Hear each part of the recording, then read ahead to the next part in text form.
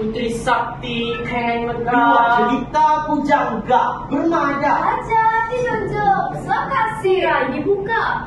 Tuan semua. Turun bertanda ke tempat orang. Hajat bukan sembarang. Permata Biraja bilang nama. Harap tuan berpegang sumpah. Assalamualaikum, apa kabar? Kaifalukum, ahlan wa sahlan wa marhaban bikum. Hi, welcome. How are you? Bahasa nama sebab Nunu Abano. Salamat kipole agak kareba. Selamat datang tamu ke Serkit Tansau Penampak. Tanda pagar, sayangi Tansau.